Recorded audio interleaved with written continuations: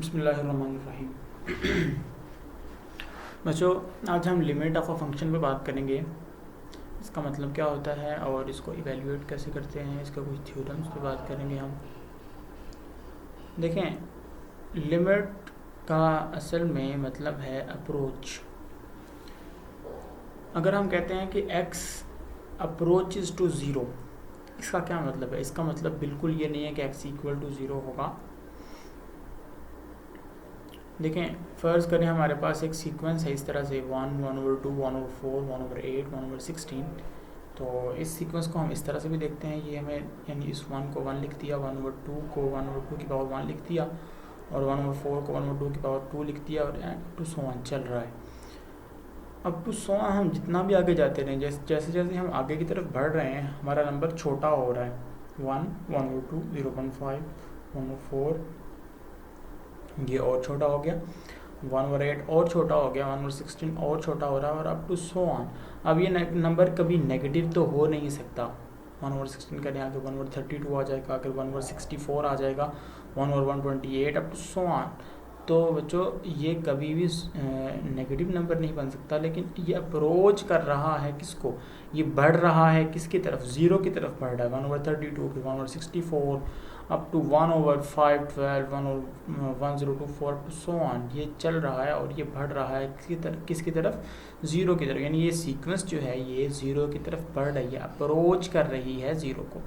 यानी हम इसको इस तरह से लिख सकते हैं कि 2 की पावर 1, 2 की पावर 2, 2 की पावर 3, 2 की power 4 up to so on, 2 की power n up to so on. अब जो ये हमारी पावर n है, जब ये इन्फिनिटी को अप्रोच करेगी, जब ये इन्फिनिटी को अप्रोच, यानी कि जो n है ये बहुत ज़्यादा बड़ा हो जाएगा, तो ये हमारा जो नंबर है ये ज़ीरो को अप्रोच कर जाएगा।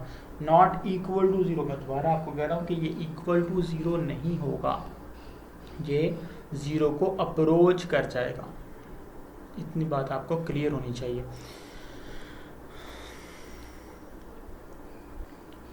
देखिए, यहाँ पे इसने लिखा है the symbol x approaches to zero is quite different from x is equal to zero. ये दोनों डिफरेंट चीज़ें हैं। x अप्रोचेस टू जीरो का मतलब है very very close to zero, यानी एक नंबर बहुत करीब चला जाए ज़ीरो के।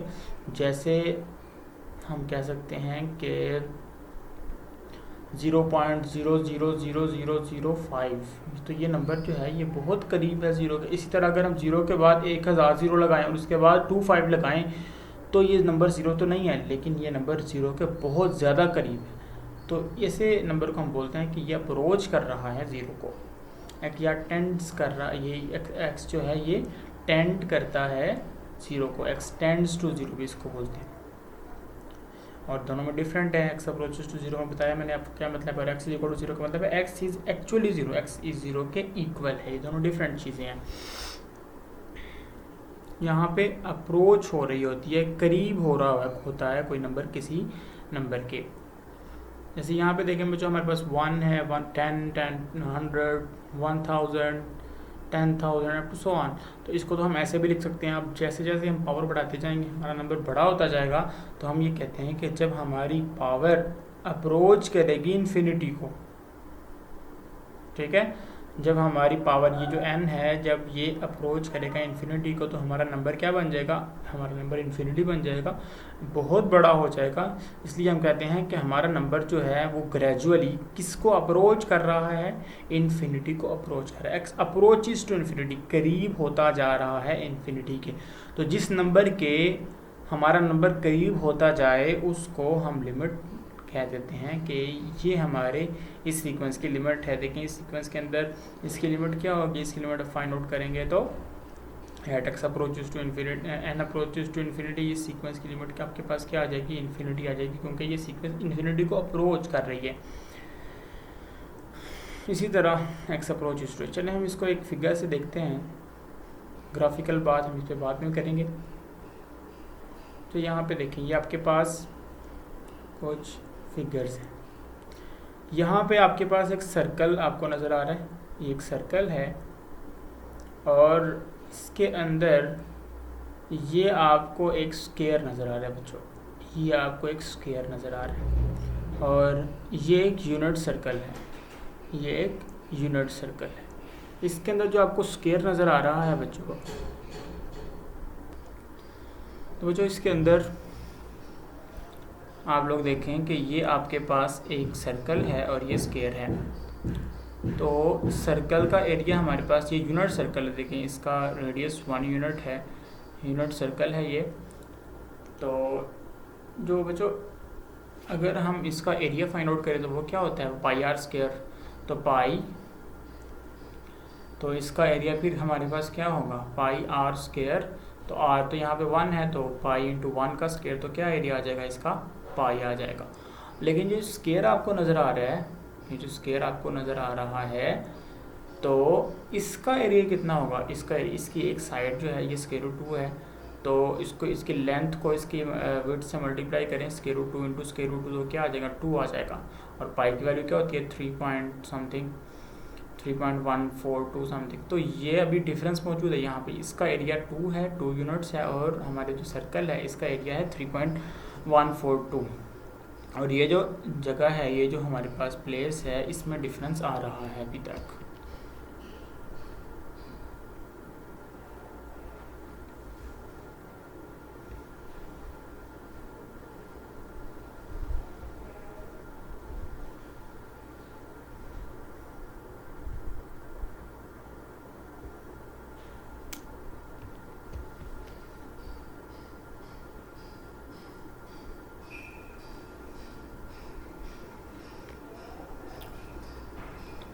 फिर हमने क्या किया बच्चों, इस ये जो शेप अंदर है, सर्कल के अंदर जो शेप है, इसकी नंबर ऑफ साइड्स को बढ़ाया, तो 8 साइडेड पॉलीगॉन बन गई।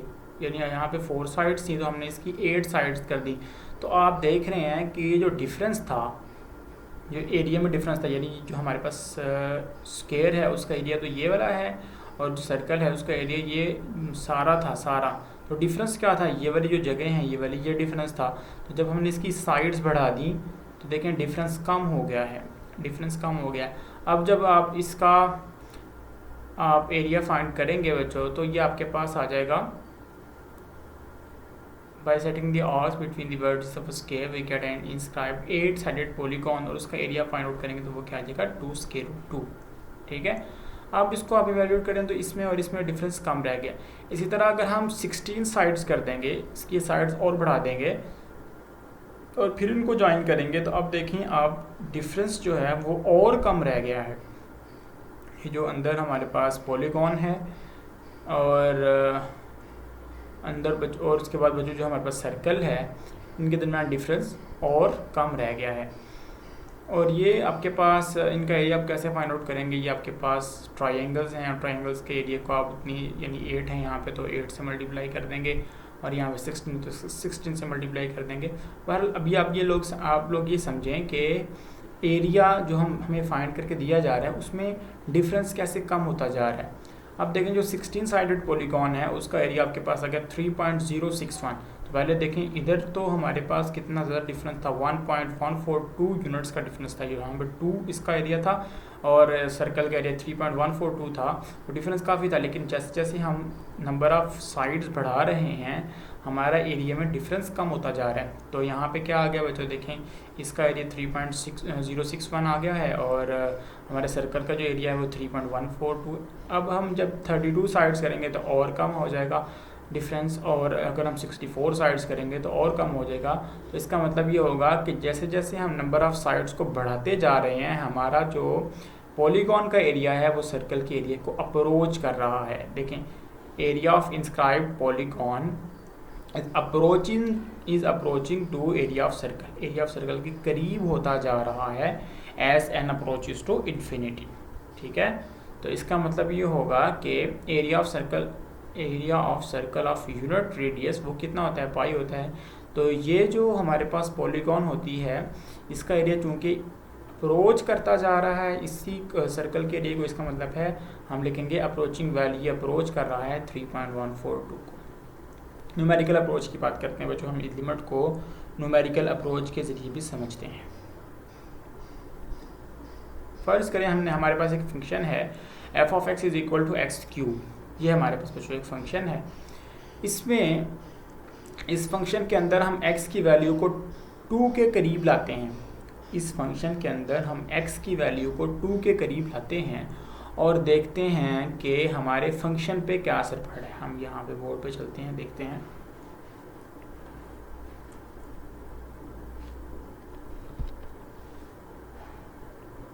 जो यहाँ पे हमारे पास जो फंक्शन है एफ ऑफ एक्स वो इक्वल है एक्स क्यूब के।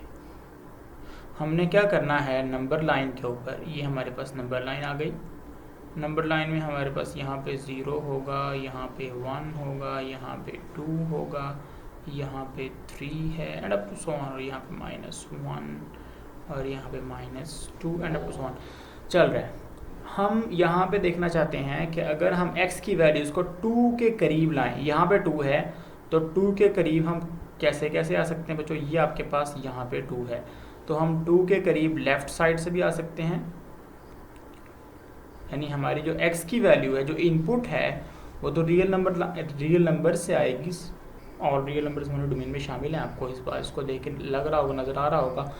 और अब हम 2 की इनपुट के तौर पे ले सकते हैं कोई भी रियल नंबर, लेकिन 2 को अप्रोच करना है, 2 को पुट नहीं करना हमने, 2 को अप्रोच करना है। 2 के जो करीब नंबर्स हैं उनको हमने पुट करके देखना है कि हमारा फंक्शन जो है वो किस नंबर को अप्रोच कर रहा है। देखिए हम 2 को अप्रोच कर सकते हैं लेफ़्ट साइड से भी और 2 को अप्रोच कर सकते हैं राइट साइड से भी। इसका मतलब है यहाँ पे 2 तरह की लिमिट मौजूद होगी। लेफ़्ट हैंड एक को हम बोलते हैं लेफ़्ट हैंड लिमिट और एक को बच्चों हम बोलते हैं राइट हैंड लिमिट। और आपको ये बात याद रखनी चाहिए कि फॉर एग्जिस्टेंस ऑफ लिमिट को एग्जिस्ट करने के लिए इन दोनों लिमिट्स का इक्वल होना ज़रूरी है। ये दोनों लिमिट्स, लेफ्ट हैंड लिमिट और राइट हैंड लिमिट, किसी भी नंबर के ऊपर, यहाँ पे हम फाइंड कर रहे हैं 2 के ऊपर लेफ्ट हैंड लिमिट और राइट हैंड लिमिट, तो अगर हम फाइंड कर रहे हैं तो इन दोनों लिमिट्स का इक्वल होना ज़रूरी है। अब हम यहाँ पे क्या करेंगे, हम यहाँ पे एक टेबल बनाएंगे और उसके अंदर बच्चों हम यहाँ पे क्या करेंगे, x की वैल्यूज़ और यहाँ पे y की वैल्यूज़। अब देखें यहाँ पे ज़रा, हमने अप्रोच किसको करना है बच्चों, हमने 2 को अप्रोच करना है, तो यहाँ से हम शुरू करते हैं, या फ़र्ज़ करें यहाँ पे लेफ़्ट हैंड साइड से हम 1 से शुरू करते हैं, तो हम देखेंगे 1, फिर x की वैल्यूज़, यानी हमने x की वैल्यूज़ को 2 को अप्रोच करना है ना, तो 2 को अप्रोच करने के लिए 1 के बाद क्या आएगा बच्चों, 1 के बाद हम मज़ीद करीब जाएंगे 2 के, तो हम क्या लिख सकते हैं 1.5 लिख सकते हैं। फिर हम लेफ़्ट साइड से मज़ीद करीब जाएंगे 2 के, तो हम क्या लिख सकते हैं 1.8 लिख सकते हैं। हम मज़ीद करीब जाएंगे तो 1.9 लिख सकते हैं। हम मज़ीद करीब जाएंगे तो 1.99 लिख सकते हैं। और इन सारी वैल्यूज़ के ऊपर, यानी x की ये सारी वैल्यूज़ जो हैं इस फंक्शन में पुट करके देखेंगे कि फ़ंक्शन का क्या बिहेव है। यानी अगर हम यहाँ पे x की जगह 1 पुट कर देते हैं तो हमारे पास 1 ही आ जाएगा, 1.5 पुट करेंगे तो क्या आएगा। तो देखिए हम जैसे जैसे करीब होते जा रहे हैं 1.999 पुट करके देखेंगे कि यहाँ पे क्या बिहेव होता है। इसी तरह फिर हम राइट साइड से 3 से शुरू करेंगे, 3 से आएंगे और 2 को अप्रोच करेंगे, तो सबसे पहले हम रखेंगे यहाँ पे 3 और उसके बाद हम 3 से, चूँकि हमने 2 को अप्रोच करना है तो यहाँ पे हमारे पास आ जाएगा 2.5। फिर हम और मज़ीद करीब आएंगे तो 2.3, अपनी मर्ज़ी से आप वैल्यूज़ ले सकते हैं। फिर हम और करीब आएंगे तो 2.2 और हम करीब आएंगे तो 2.1 और करीब आएंगे तो 2.001 एंड अप टू 1। तो देखें ये हम अप्रोचिंग कर रहे हैं। तो इन वैल्यूज़ के ऊपर हम देखेंगे हमारी फंक्शन की वैल्यू, यानी y की वैल्यू, y is equal to f of x होता है ना, y is equal to f of x होता है। तो हम देखें कि हमारी y की वैल्यू क्या बिहेव कर रही है। तो आपकी बुक के अंदर इसने यहाँ पे इसको डिस्कस किया है, इसको हम देखते हैं।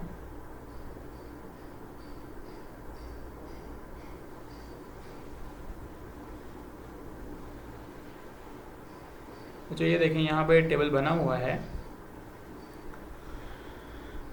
तो हमने लेफ़्ट साइड से भी 2 को अप्रोच करना है, राइट हैंड साइड से भी 2 को अप्रोच करना है। देखिए हमने जब x की वैल्यू और ये एफ ऑफ एक्स की वैल्यू x क्यूब, अब हमने 2 को अप्रोच करना शुरू किया लेफ़्ट साइड से, तो 1 उधर इस 1 को इस फंक्शन में पुट करेंगे तो f of 1 is equal to 1 का क्यूब, तो 1 आ जाएगा। 1.5 को इस फंक्शन में पुट करेंगे तो 3.375। 1.8 को, यानी हमारी वैल्यूज़ किसको अप्रोच कर रही हैं, 2 को अप्रोच कर रही हैं, हमारी वैल्यूज़ 2 को अप्रोच कर रही हैं। तो बच्चों देखें, जब हमने 1.8 पुट किया फंक्शन में तो हमारे पास आया, आप कैलकुलेटर में इस 1.8 का क्यूब लेके देखेंगे तो आपके पास आएगा 5.832। आप 1.9 का क्यूब लेके देखेंगे तो फंक्शन की वैल्यू क्या आएगी 6.859। आप 1.99 का क्यूब लेके देखेंगे तो फंक्शन की वैल्यू 7.8806 आ जाएगी। And up to so on, जब आप 1.9999 का क्यूब लेंगे तो आपके पास आंसर आएगा, इसका क्यूब लेंगे तो 3.9988। अब देखें, जब हमारा नंबर 2 के करीब हो गया, 2 के बहुत करीब हो गया, तो हमारा फंक्शन किस नंबर के करीब हो रहा है? 7.99 किस नंबर के करीब तरीन है? 8 के। किस नंबर के करीब तरीन है? 8 के। इसका मतलब ये हुआ कि whenever our x approaches to 2 our function approaching to 8। हम इसी बिहेवियर को राइट हैंड साइड से ऑब्जर्व करके देखते हैं बच्चों। हमने 3 पुट किया फंक्शन में, तो 3 का क्यूब लेने से क्या आ गया 27। फिर हम 3 से 2 की तरफ मूव किया हमने, तो 2.5 पुट किया तो आपके पास आ जाएगा 15.625। 2.2 पुट करेंगे तो 10.642 आ जाएगा। 2.1 पुट करेंगे तो 9.261 आ जाएगा, अप टू सो ऑन। और जैसे जैसे आप पुट करते जा रहे हैं तो बच्चों आपकी देखें, 2.001 पुट किया तो 8.012 आ गया। 2.0001 पुट किया तो 8.0012 आ गया आपके पास। तो अब जैसे जैसे 2 के करीब आते जा रहे हैं तो फंक्शन की वैल्यू किस नंबर के करीब आ रही है? हमारे पास फंक्शन की वैल्यू क्या आई, क्या है 8.0012, और ये किस नंबर के करीब है? 8 के करीब है। तो आप चाहे लेफ्ट हैंड साइड से अप्रोच कर रहे हैं 2 को तो आपकी वैल्यू फिर भी 8 को अप्रोच कर रही है। आप राइट साइड से 2 को अप्रोच कर रहे हैं तो फिर भी आपकी वैल्यू जो है फंक्शन की वैल्यू वो 8 को ही अप्रोच कर रही है। सेम नंबर को अप्रोच कर रहा है आपका फंक्शन फ्रॉम आइदर साइड्स। इसका मतलब ये होगा कि फंक्शन, इसको देखिए हमने लिखा कैसे, f of x approaching to x as x approaches to 2। क्योंकि दोनों तरफ से हमारे पास सेम बिहेवियर आ रहा था, इसलिए हमने कहा कि हमारा फंक्शन अप्रोच करेगा 8 को, या कर रहा है 8 को, एज एक्स अप्रोचेस टू 2। जैसे जैसे x 2 के करीब होता जा रहा है हमारा फंक्शन 8 के करीब होता जा रहा है। और इसी बात को हम लिखते हैं limit x approaches to 2 x cube is equal to 8। जो यहाँ पे मैं आपको एक बात और फिर दोबारा क्लियर कर दूँ,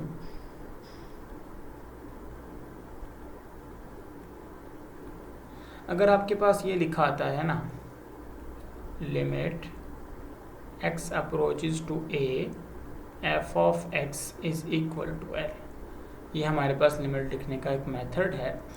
अब इसका मतलब क्या है? इसका मतलब ये है कि whenever x approaches to a f of x will approach to l।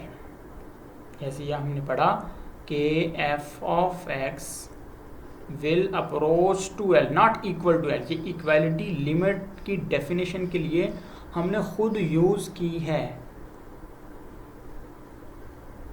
बाकी इक्वालिटी का यहाँ पे कोई ताल्लुक नहीं है। इक्वालिटी यहाँ पे ये एक समझ लीजिए नोटेशन है। इसका मतलब क्या है? इस पूरे एक्सप्रेशन का क्या मतलब है? ये जो इक्वालिटी यूज़ हुई है, इस पूरे एक्सप्रेशन का क्या मतलब है? इस पूरे एक्सप्रेशन का मतलब है कि f of x will approach to L as x approaches to a।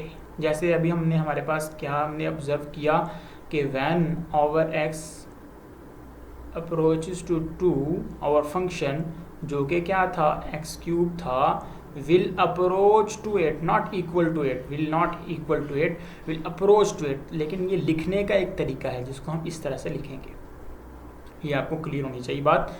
ये यहाँ पे इसका मतलब है अप्रोच करता है, x क्यूब अप्रोच करता है 8 को जब x 2 को अप्रोच करता है। इसको दोबारा देखें, इसको दोबारा सुने मेरे अल्फाज को। अब बच्चों हमारे पास लिमिट के डिफरेंस जो है वो लिमिट ऑफ फंक्शन हम कैसे फाइंड आउट करते हैं।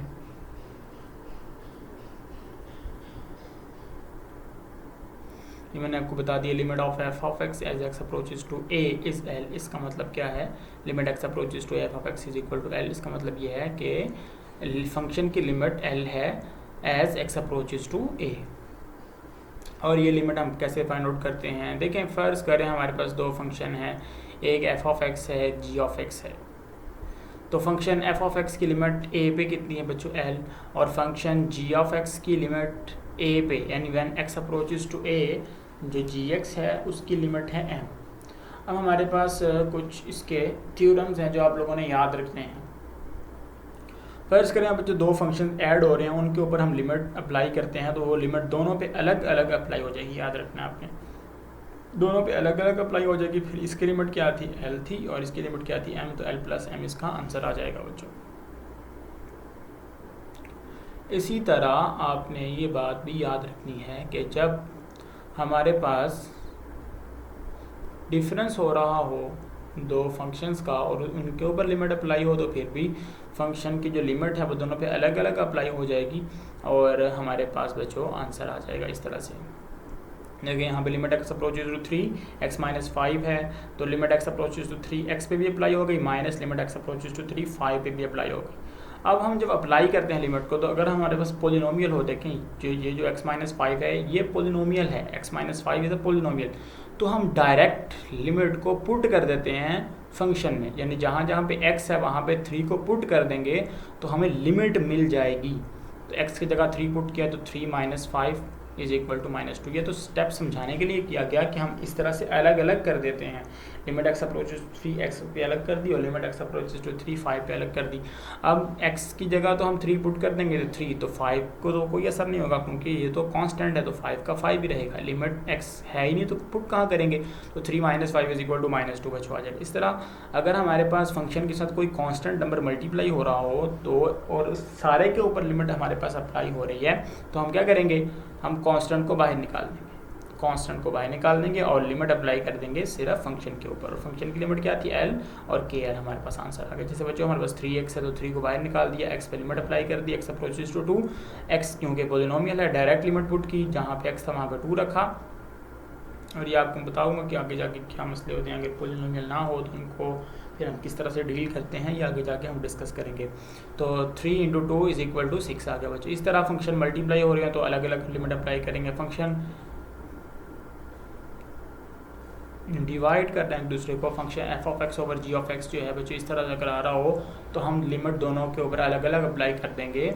लेकिन यहाँ पे आप लोगों ने एक बात याद रखनी है वो ये है कि जो लिमिट जी एक्स है इसकी जो लिमिट हमारे पास है वो ज़ीरो ना हो रही हो, ठीक है, ज़ीरो ना आ रही हो, ना तो खुद जी एक्स ज़ीरो हो और ना उसकी लिमिट। ये एम क्या चीज़ थी, ये जी एक्स की लिमिट थी एक्स अप्रोचेज टू ए पर, एक्स यानी m जो था ये लिमिट है जी एक्स की at x is equal to a, x is equal to a पर ये लिमिट मौजूद है, यानी जब हमारा x a को अप्रोच करेगा तो जी एक्स की लिमिट m आ रही थी।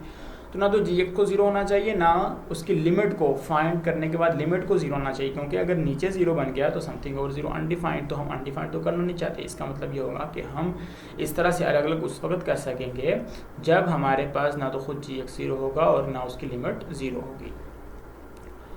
पावर है बच्चों आपके पास एफ ऑफ एक्स की कुछ पावर है, उस पर लिमिट अप्लाई हो रही है तो लिमिट को हम पावर में अंदर ले जाके अप्लाई कर सकते हैं, पावर बाद में ले लेंगे, उससे कोई फ़र्क नहीं पड़ता। जैसे आपके पास है 2x माइनस 3 का क्यूब, तो लिमिट एक्स अप्रोचेज टू 4 हमने फाइंड आउट करनी है इस फंक्शन की, तो हम क्या करेंगे, limit x approaches to 4 2x minus 3 उस सारे का क्यूब बाद में ले लेंगे, इससे कोई फ़र्क नहीं पड़ता।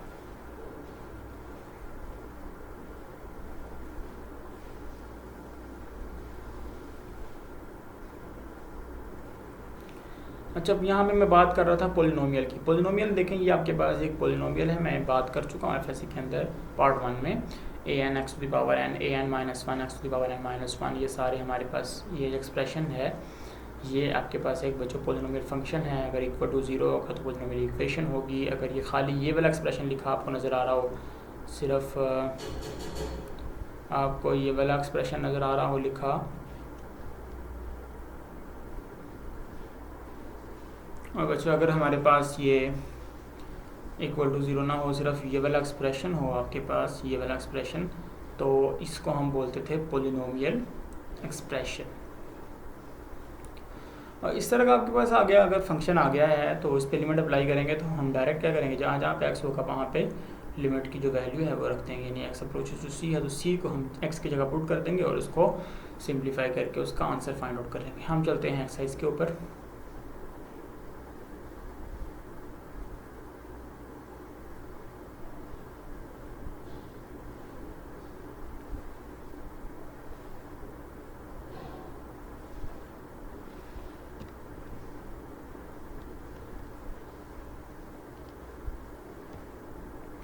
जो हमारे पास एक्सरसाइज है एक्सरसाइज 1.3। अब यहाँ पे देखें, ये जो हमारे पास फंक्शन है 6 पार्ट जो हैं इनके अंदर ये आपके पास एक पोलिनोमियल फंक्शन है, ये भी पोलिनोमियल है, और ये पावर 1/2 के अंदर तो पोलिनोमियल है, ठीक है। तो हमने पढ़ा था कि हम लिमिट को पावर के अंदर ले जाकर अप्लाई कर सकते हैं, लेकिन जब हम लिमिट को अंदर ले जाएंगे अप्लाई कर देंगे तो फिर हमें कोई मसला नहीं होगा अप्लाई करने में। इस तरह यहाँ पे दोनों पे अलग अलग पहले लिमिट अप्लाई करेंगे, फिर दोनों को लिमिट को अंदर ले जाएंगे अप्लाई करेंगे। और यहाँ पे चूँकि हमारे पास एक रैशनल एक्सप्रेशन है तो इसके ऊपर रैशनल फंक्शन है, तो इसके ऊपर लिमिट अप्लाई करने के लिए सिर्फ ये देखेंगे कहीं हमारे जो डिनोमिनेटर है वहाँ पे 0 तो नहीं बन रहा। अब देखें फ़र्ज़ करें ये हमारे पास सीधा फर्स्ट पार्ट है 2x + 4 limit x approaches to 3। तो जो हमारे पास है यहाँ पे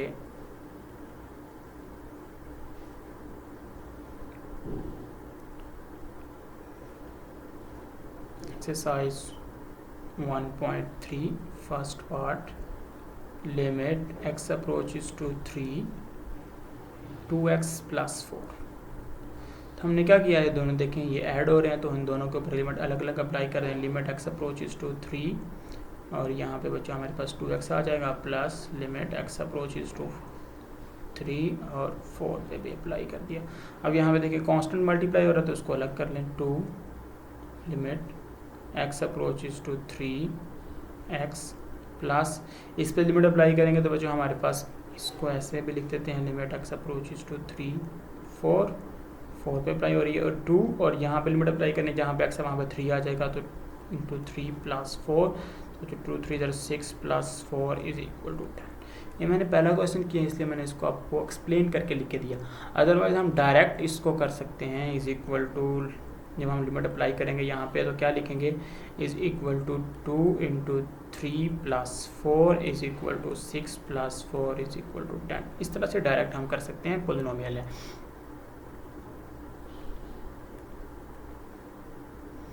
उसके बाद बच्चों देखें हमारे पास है ये सारे डायरेक्ट आप लिमिट अप्लाई कर देंगे यहाँ पे और यहाँ पे और यहाँ पे। मैं आपको 5th पार्ट करके देता हूँ। 5th part x approaches to 2x³ + 1 हमारे पास है 5th part limit x approaches to 2 √x³ + 1 minus √x² + 5 minus √x² + 5। ये है बच्चों। आप क्या करें, क्योंकि यहाँ पे दो फंक्शंस के दरमियान सब्ट्रैक्शन है, डिफरेंस है दो फंक्शंस का, तो हम लिमिट को दोनों पे अलग अलग अप्लाई करेंगे।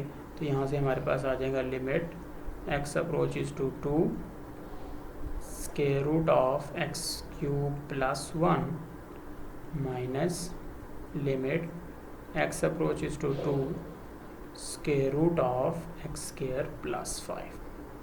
अब बच्चों हमारे पास क्या है, यहाँ पावर कितनी 1/2, यहाँ पावर कितनी 1/2, तो हम लिमिट को अंदर ले जाके अप्लाई कर सकते हैं। हमने अभी थ्योरम पढ़ा है।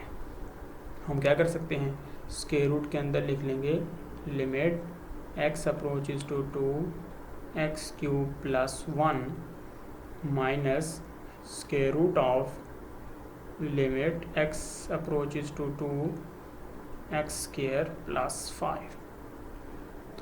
तो बच्चों यहाँ पे लिमिट अप्लाई करें आप तो क्या आ जाएगा आपके पास √, ये आपके पास चूँकि पोलिनोमियल डायरेक्ट अप्लाई करें तो 2³ तो यहाँ पे बच्चों हमारे पास आ जाएगा 2³ + 1 माइनस √2² + 5।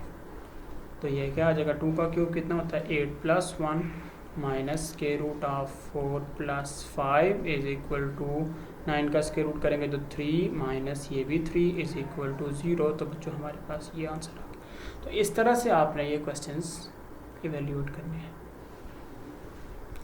इसी तरह बच्चों यहाँ पे आपके पास है, देखिए आपको जो फंक्शन है वो 0 नहीं है, और अगर हम यहाँ पे लिमिट अप्लाई करके देखें अलग से 3 × -2 वो कितना हो जाएगा -6 - 2 कितना आ जाएगा -8।